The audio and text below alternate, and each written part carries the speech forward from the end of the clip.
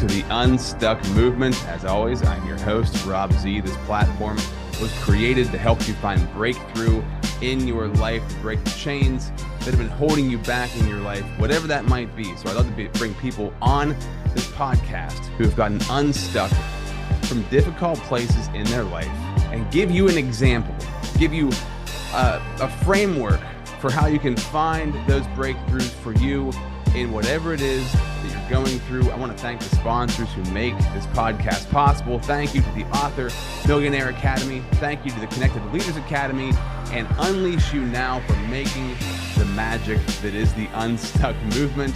I want to thank our special guest coming on today, Michael Fritzius, known as Fritz, a seasoned multipreneur, there we go, with a tech background. He founded Podcastify.me and Exactly Zero after his own company in 2015. Podcastify.me offers unique podcasting services that foster deep relationships and ecosystems based on core values. Exactly Zero, co-founded with his wife Charlotte, produces clean products and was born from their personal health journey. Fritz resides in High Ridge, Missouri with his wife and 4 daughters. Michael, thank you so much. Can I call you Mike for being a part of the Unstuck movement? Yeah, you can. That is faster. It's one less syllable to have to wrestle with. Yes. Cool. Streamlined. I love it. Efficiency. Booyah. Yes. So I love to open these episodes with questions because we ask the right questions in life, we get great answers, and we move forward, right, to get unstuck. And the question I want to ask you today to kick things off is, what happened when you got your mind unstuck, right? Your mind is making you stuck. So what happened when you got your mind unstuck? And how did that lead into this unstuck story for you to where you're at now? Right. What happened was I had this distinct feeling of, oh, apparently the parking brake was on the entire time, and I just now realized it. And there's this feeling where now, once you're unstuck, you can run forward as fast as you want, and it feels almost effortless. The speed at which you conceive of ideas, and then you've executed, and then, oh, I succeeded at that. Whereas that might have taken months or years, it takes days or weeks.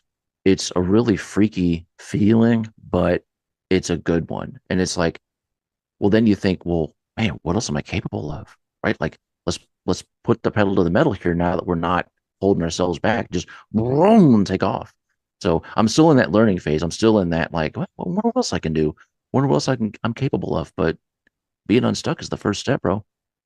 Man, that's awesome. What a breakthrough to get. What led you to that breakthrough? Because I think for so many of us, and myself including, like, taking that parking brake off so you can go full speed and execute and make things happen. That's huge. That's everything for an entrepreneur. So what was that journey like? I'm sure it wasn't just in a blink of an eye, all of a sudden it happened and poof, you're doing it. So what was that journey like to get you there? Well, the journey was, it really got its start in 2012. And that's when I got diagnosed with cancer. And that was the first, like, whoa, wake up call, when you realize, okay, I need to set my priorities straight. I know that the reason I got it, I have a strong suspicion that it was due to stress. It was due to not managing my emotions well. I was very emotionally immature back then. But those were my young and silly days in the 30s, man. Now that we're in our 40s, we're supposed to be old and wise, right? We're figuring things out. But that was the first thing that happened. And like you said, it wasn't the blink of an eye, but it was a gradual change toward giving myself a lot more permission to try things, and finding out that society at large and the culture that we live in drives our activities and our decisions so much. And I realized, oh, a lot of people are trying to pour fear into me. And when I was aware of that, I was able to kind of step back and take a look at myself, get altitude 30,000 feet and say, okay, here's the direction I'm going, because this is the direction I'm sort of being guided, made to go. But there's a better path over here if I just allow myself to go there. And having the realization of, I've already got everything I need. I've got skills. I've got superpowers. Everybody does. what if I just gave myself the latitude to be me as hard as I could? Wonder what would happen. And I mean, it's just like when you take an actual parking brake off, it's not instant. Like you push the button, there's time between letting it start to go down and it's actually off.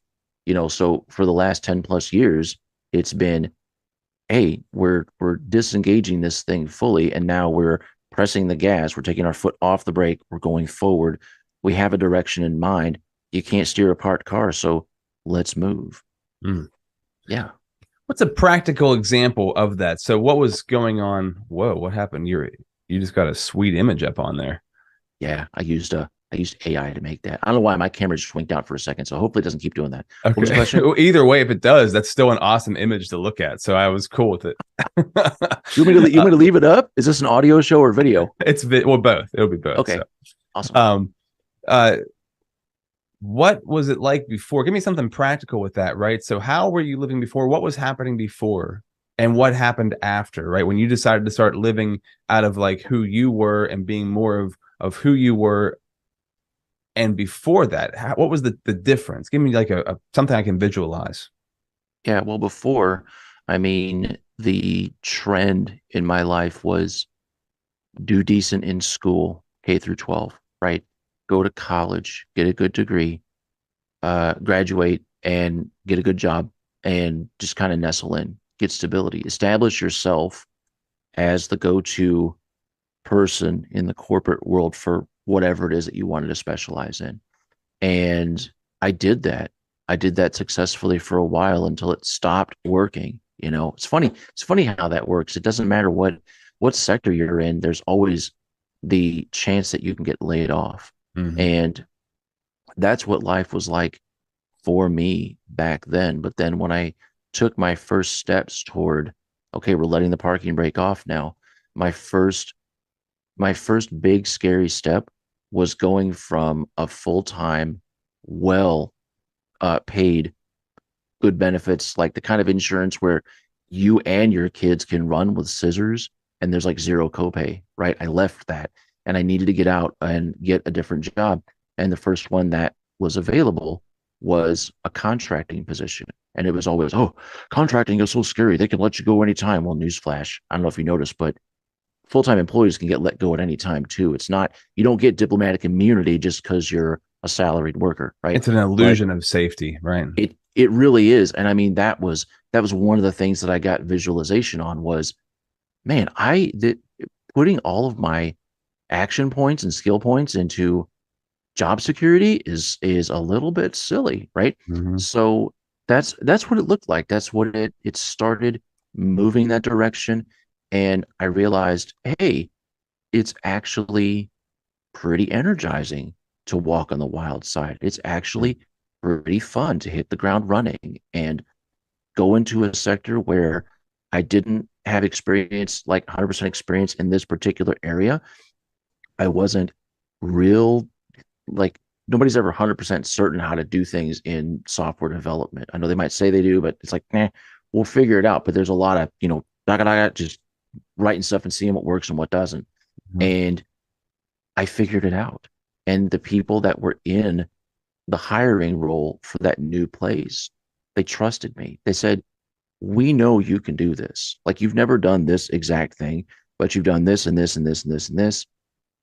We have faith in you. We're going to hire you. And I'm like, okay. So even then I was getting from the outside in, I was getting people that, even though I wasn't super confident myself, they were confident in me. So that just gave me more energy. And I built confidence in myself, not in a prideful, arrogant way, like, look at all the stuff I can do, I'm awesome. And it's like, no, I'm actually capable of a lot more than I give myself credit for. Mm-hmm. And I used to beat myself up a lot, used to self-flagellate a lot, make myself be less than. I would hang around people that also felt that same way about themselves, right? So, the more I distanced myself from those environments, those cultures, those people, and the more I gravitated toward people that were secure in themselves. They knew what they were about. They knew what they were good at. They knew what they weren't good at. And they knew how to distinguish between the two. They could manage their energy. it just rubbed off on me. So, I mean, it's been a night and day difference, but I mean, there's got to be at least 47 different variables involved, right? As part of this process, but I'm loving it. I love risk. I hate stability. It is so weird. It is so weird. Yeah, man, that's really good, because that's that like when I said about that illusion of safety, it's such an illusion. And as anybody who is an entrepreneur venturing out into creating their own thing, it's like the safety net's been pulled out from underneath you, and it can be quite scary. It can be quite alarming. Like, oh no, there's nobody here to save me. Although that's not true. And if you've gone through situations, and as I've gone through situations, going through one currently, where it's like you think like, oh no, everything's like not how I want it to be. It potentially could all fall apart. It seems like it's teetering on the brink of disaster, right? But if I get like a 20,000 foot view of what's happening, everything's moving along day by day. Things are good. What is not good is me worrying. Me stressing about it is not helping anything. But if I had to like pull out and look at everything, it's like, wow, day by day, I'm taken care of. You're a man of faith, right? God takes care of you. He watches over you. He's a redeemer. He's a redeeming God who will redeem the things that have been messed up or seemingly ruined in your life. He'll redeem them and make them better than they ever could have been before, and better than you could ever ask, think, or imagine, right? So remembering that, and what's getting in my way, what's getting in anybody's way is themselves and how they're looking at things, how they're taking responsibility for things. So I love that. That's so good. Something else that came up while you were talking about that, my fiance had said this to me, and this was really profound. And I don't know, the Holy Spirit gave it to her. I don't know where it came from, and she doesn't know where it came from. But she's like, you're either being a dream builder or a wall builder. And that's not referring to Trump or anything like that, right? But the dream builder sees opportunity, right? And is building dreams. The wall builder builds walls and then camps out at the wall and complains about the wall being there. And I thought, man, that's so good, because I was just like wallowing in some stuff we were going through. And she's like, you're being a wall builder. You put a wall up that there's like the end of the wall is right over here, but you're sitting in the middle of the wall complaining about it. Like, instead of doing something about it. I'm like, it was for me, it was like an epiphany of like, wow, yeah, I'm being a wall builder. There's a way around this wall. And honestly, and I want to know your thoughts on this, because I believe that, God created us to be entrepreneurs, right? Because those are the people that create the way society is formed. So there's a great book called Spirit Driven Success by Danny Johnson. Have you read that? I haven't, but it sounds like a book I should read. Really good book, man, because it's talking about how we need to take our faith outside of just the church and take it into the marketplace, because the marketplace is where dreams are built. The marketplace is where society moves towards. So if we have more faith-based people in the marketplace building dreams for the kingdom, that's where we need to be focusing our energy. And it's so true. And having that faith, right? Because entrepreneurs have faith that they're going to do it, and they do things that seem impossible. So how do you look at that? How does that, for you, when you're thinking about like bringing your faith into the marketplace of what you do, how has that shaped your perception, your confidence in what you're doing, and keeping that forward momentum going? How has that played for you? Well, in a couple big ways. I mean, one, I have believed for a long time, even back when I was in corporate, that how I work on a daily basis is how I represent God. If I get out there and I do a bunch of slipshod work, then people are going to be like, well, that guy claims to be a Christian. Look at him. He's working like a dingus. I don't want to serve that God, right? So there's that.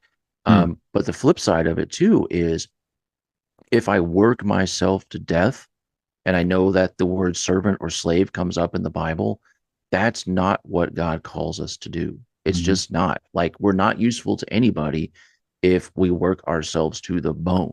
Like, what we think of when we hear the word slave is like, pick the cotton, and if you don't, you're going to get whipped, maybe to death, right? Like, that's not how the Lord operates. So there's crucial balance. And the other thing too, the second thing is, just like you said, entrepreneurs are creators. We are basically like, we're not making things ex nihilo, right? Like when we build businesses, when we generate revenue streams, it wasn't there before. We're using parts and components from the world, things that are already created. But like the Bible says, we're made in God's image, right? So God kicked off his career in Genesis 1:1 by creating things, everything, right? So it stands to reason that, yeah, as entrepreneurs, we're really making manifest that aspect of God. Now, I'm not going to say, you're not Christianing hard enough if you're not a business owner. Like, that's not what I'm saying at all. There's plenty of other ways to create and generate. If you like playing with Legos, that's creation, right? If you like sculpting, that's creation, right? But those are the two main ways that I end up actually working out my faith. And I would say that being a business owner for me, I was just talking with somebody about this yesterday. In fact, it wasn't on a podcast. It should have been, would have been really good content. But she was saying, if you want to go through a self-development program, you can't go wrong starting a business. Like, if you want to get better at discipline, better at mindset, better at time management, better at delegation, everything, that as a person, if you're really good at these things, you're doing pretty good. Start a business, because you're going to learn that in a hurry, bro. And it's like, I've been saying that for years. I'm like, there's no way I would have been the man I am today, the man, the husband, the father, had I not started a business. I would have been fat and squishy, scared of risk. No, I don't want to make waves. I just want to I don't want to threaten my pension. Right. Dude, yeah. That's exactly what happened to me 6 years ago. Right. So I did not realize that what I needed to do was grow personally, personal development. I was in radio broadcasting, right, for 20 years. So the last 5 or 6 years of that, I got really into personal development, and I saw my success increase, my skill level increase, my success increase. I was like, wow, this is great. As I jumped off into being an entrepreneur, I started going to church. Well, I went to church when I was young, but I started going back to church and took it actually seriously and paid attention 2 months after I became an entrepreneur. I didn't even realize what was happening, but God was calling me to that, right? I didn't realize it at the time. But it's so true that when you start a business, when you dive in, your personal development becomes so highlighted, because all the things that are holding you back are personal things. No longer can I blame the boss or the job or the position or the company or whatever, man. It doesn't matter anymore, because it's up to you, and it's really, really interesting. And I think this is true. I would imagine most business owners would agree to this. Like, as you start a business, you have to increase your personal development, and that business will only grow as much as you grow personally. They go hand in hand, unless you're doing underhanded things and cheating people, but eventually that's going to crumble, right? It's an illusion of success that's going to eventually bite you. But wow, it's so blatantly, like, obviously true that you don't even see this personal development journey coming. I didn't see it coming. I didn't know that what was going to happen to me. And it's been so profound and so true over the past 6 years. What are some of the big things that for you in that journey? And this journey now has been how long for you since you jumped off? Did you say 12 years? Oh, well, I started my first company in 2015. So 8 years. It's been almost 8 years. Okay. It feels like 20, feels like 12. But yeah, the cancer thing happened back in 2012. So that's been 11 years. But yeah. Okay. What would you say are a couple of the biggest things for you as far as you in the personal development journey that have you've grown the most in, and that were highlighted as things that really needed to be worked on when you started diving into starting a business? Yeah. Well, probably the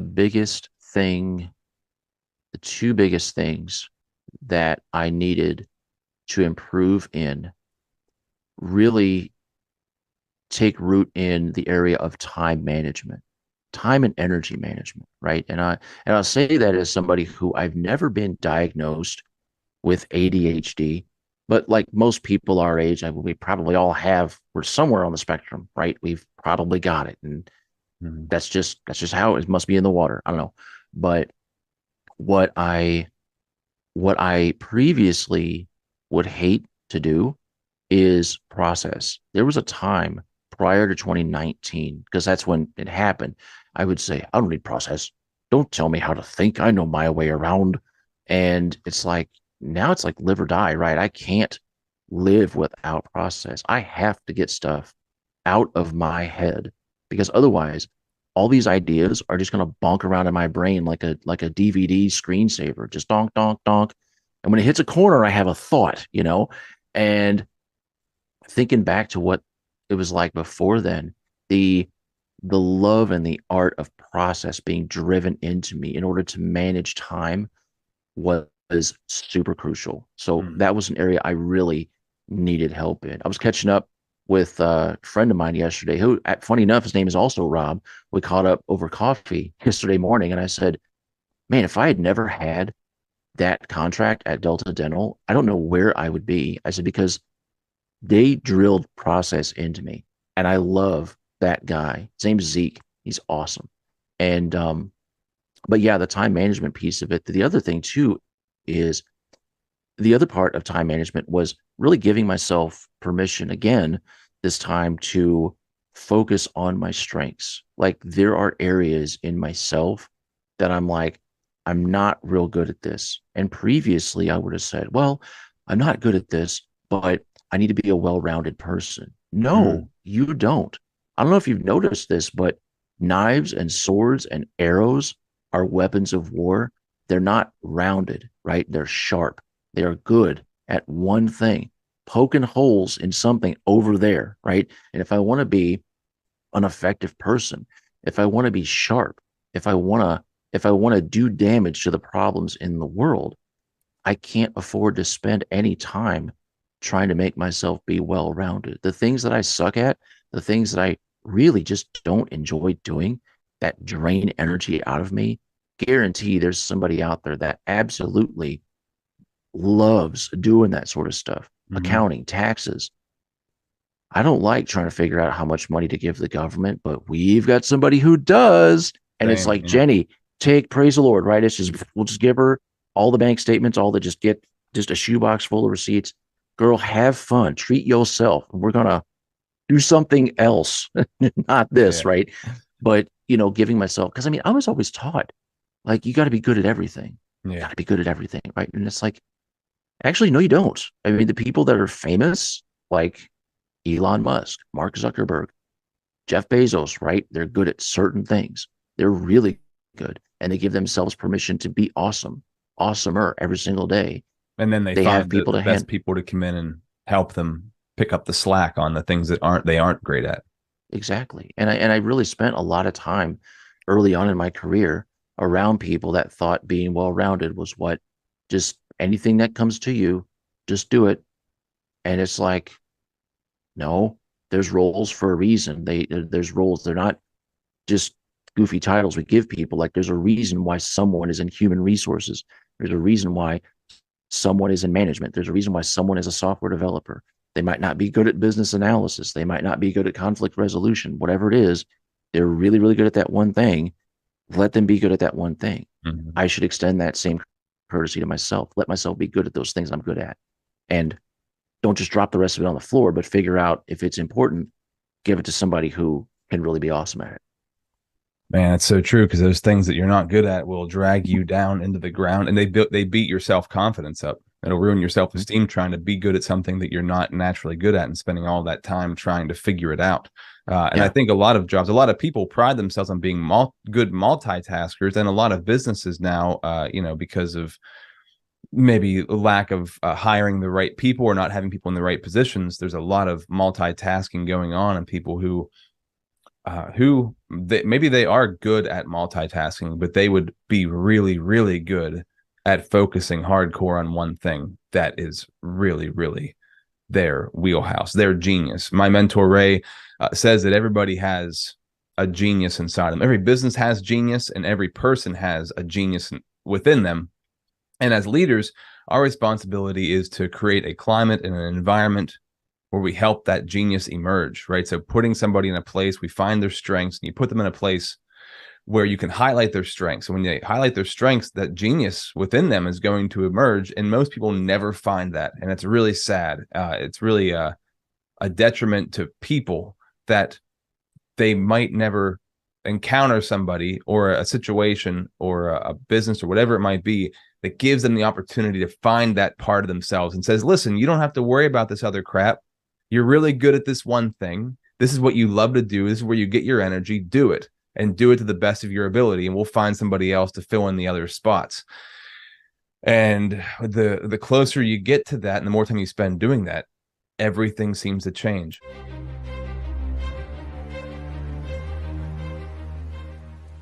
Hi, my name is Jose Escobar, and I'm the founder and CEO of the Connected Leaders Academy. We're a growing tribe, a community of entrepreneurs all over the world, globally, all across the country, high performers, titans of industry.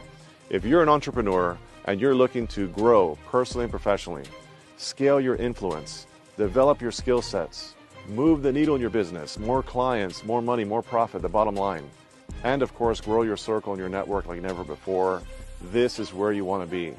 Join the Connected Leaders Academy today. We are scaling massively. We want to welcome you in. Check me out on Instagram and on Facebook, the @ JAESCO25. We look forward to having you join us. Take care. What's that for you? What are those areas of genius, your superpowers? Funny enough, and I'll explain why this is funny, is the art of building relationships. And it's funny because they don't teach you that stuff in school. I went to school to get a degree in computer science. They didn't teach us about agile software development. They didn't teach us about time management. They didn't teach us about communication, like at all. I had to take that as an elective. And when I took it, I took like oral communication, I took public speaking, but it still was like, yeah, I need an extra credit. I'm like, let's put that in there, right? Over the years, what I've found is I love building relationships with people.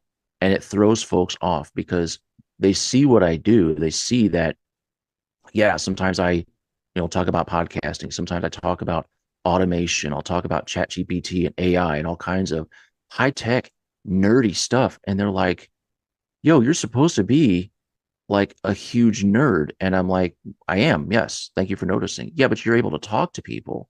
Like, what the heck are you? And You're a super nerd. I'm a super nerd. I'm one of those unicorns. It's like there's at least 12 of us. We walk among you. But I mean, that just, and I never realized that about myself. And I kind of eased into that too.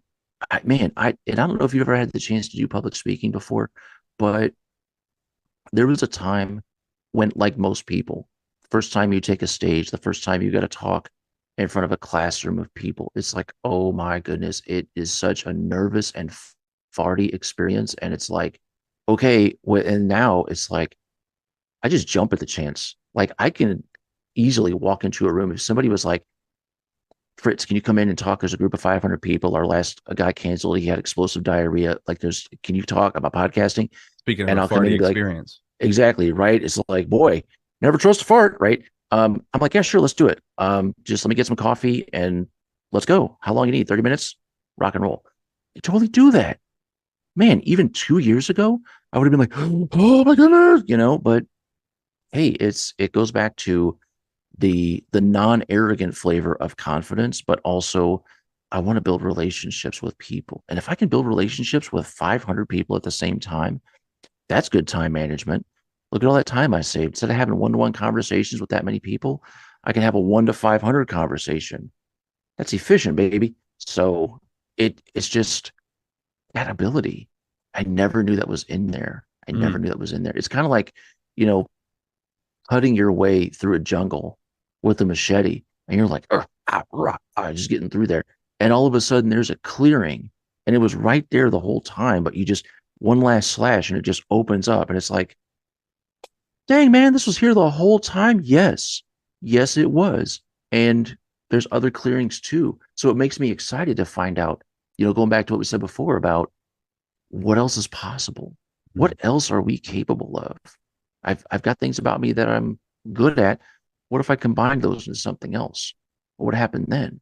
That's when life gets fun, when you can like start putting pieces together and just say, I wonder what happens if I do this. Where will this lead me? Oh, hey, new business. Awesome.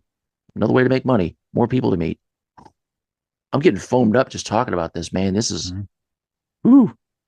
It is amazing that it's always there, and it's amazing that it's worrying, stress, things like that. Not focusing on that area of our genius, we will not find that potential, and that's why I love to have this podcast, right? Because the Unstuck movement is about finding breakthrough. When you find breakthrough, you reach a new level of potential, and we have unlimited potential. We're created in God's image, right? So we have this unlimited, untapped potential. The more breakthroughs we find in our life, the faster, the higher we can grow, and more God reveals to us, like, oh, here you are. Here's more for you to do. Here's the lane you're supposed to be going in, and here's all the ways you can help and serve. And it's fascinating. I love hearing you talk about this, man, because it's so important. And day to day, you can lose sight of it. So as we're coming to the close of this, I think one of the best questions I could ask you right now is, on a day-to-day basis, because that's where we get stuck. We get stuck in the minutes, right? In the minutia of the day, you get stuck. On a day-to-day basis, how do you stay focused on your potential and on your superpowers and not on the other stuff? So a while back, I started this, I think a year ago, was I would write down all the stuff that I think I need to do on a day-to-day basis. And I said, how much time do I want to spend on this? 15 minutes, 30 minutes, an hour? How frequently do I need to do it? Once, twice, 3 times a week, daily? What time of day? Morning, afternoon? And what I realized was, I need to systematize this. I need to hand this off, because ultimately I need to put this in my calendar so that I give myself the opportunity to focus, right? When my device goes ding, it's time to check emails. I need to focus on that. Problem is, the part of my brain that can look at a bunch of tasks like that and say, hey, how do we fit this in? It's like trying to build a Jenga tower in reverse, except all the pieces are different sizes. And I'm like, my brain doesn't do that. All right. So in a moment of, I suck at this, I need to hand this off, I hired a VA to access my calendar, access my Trello board, project management tool. And I'm like, hey, Andrea, can you look through this and find the best arrangement of these and stick them on my calendar, please, on Friday nights before the next week? And she's like, yep, it takes her like an hour. And I'm like, it would take me a week to do that, right? But that's what really helps me dig in and focus. And I find that if there are certain things that I'm procrastinating on, if I just don't find the time to do it, like, yeah, it's on my calendar, but I don't really want to, like, that's my body telling me this probably is not something you need to focus on. Mm-hmm. You probably are doing this because you think you need to do it, or you've been made to do it, or made to think that you need to do it. You don't actually have to do it. If you don't do this, the wheels are not going to fall off. The world's not going to end. You'll be fine. And what I've found is, over the last year, there's significantly fewer things on my calendar, because the ones that I don't touch for a little bit, if I don't move that card over to done so it pops back up into the to-do spot so I can do it next week again, if it's recurring, if I find myself not touching these cards, they'll go into a column that says delegate. And then I can look through there and say, okay, some of the stuff looks important, but I don't need to be the one to do it. I need to hand this off. Or some of the stuff I thought was important, but it's not actually. I made busy work for myself and just didn't get around to it. Drop it on the floor, right? Giving yourself permission to delegate, giving yourself permission to drop it, giving yourself permission to say, I really do need to do this. I need to do this more, or maybe I don't need to do this as much, or maybe I don't need to spend as much time, or I need to spend more time, right? It's a constantly in flux. And when I got it distilled down to just the things that I know I need to do, that I'm really good at, or that I'm the only person that can do it, guess what? It opens up a whole lot more time. I'm able to have quick conversations. I'm able to guest on podcasts with awesome guys named Rob. I'm able to meet new people. If my day was clogged with a calendar full of all kinds of stuff, or if I didn't even have it out, I just had it bonking around in my head like goop, I would not have the mental fortitude or the time to get anything else done other than, oh my goodness, I'm too busy. I've been there. I don't want to go back to that, man. I don't want to go back to that. I feel lighter. I feel more streamlined.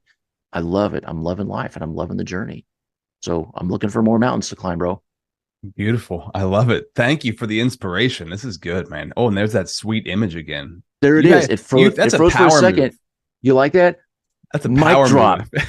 Pow. You like that? Hey, I'll tell you something I'm working on actually. So this is one of the other things that I had kind of on the back burner, but I had some cool things come up and I'm like, hey, this is actually more attainable. But I'm actually going to be making some, they're almost like trading cards, not business cards, but trading cards that podcast hosts would share with people. And on it would have all the information about, hey, do you want to guest on my show? And I'm going to use graphics like that. I mean, the people that are listening to this, not watching, you didn't see it, but like stylized images of the host and be like, boom, baby, here it is. And people are like, wow, this is freaking cool. This is amazing. And then you get guests for your show. And then they can pass it on to somebody else and pass it on to somebody else. Like, you're not going to want to get rid of those things. There's only going to be like 100 of them in a run. So I want to see where that goes. That's fun. That's because if it gets me juiced up in the morning, I'm like, if it's anything awesome like that image you just threw up there, count me in, bro. I want to know more because I want to get one of those sweet images and some beautiful cards made. So I'll put that tag on you in my CRM too. Then yeah, man, do it. Once cards. So wrapping this up, I like to ask the audience the question I asked you at the beginning. So for anybody out there watching or listening right now, and you're inspired by this episode, but you're still feeling stuck, right?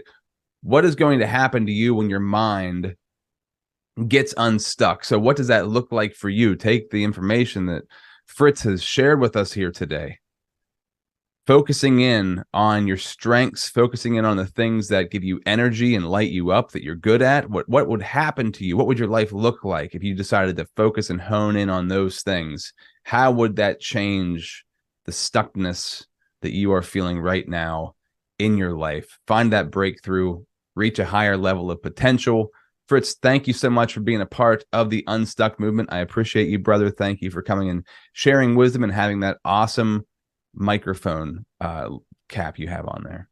Thank you. I need to see if she'll make me a red one.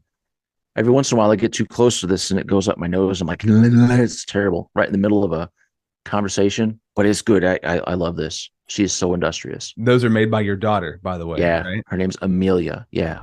It's so cool. I love that, man. All right, brother. Thank you so much. Have an awesome day. You too, man. Take care. Bye-bye.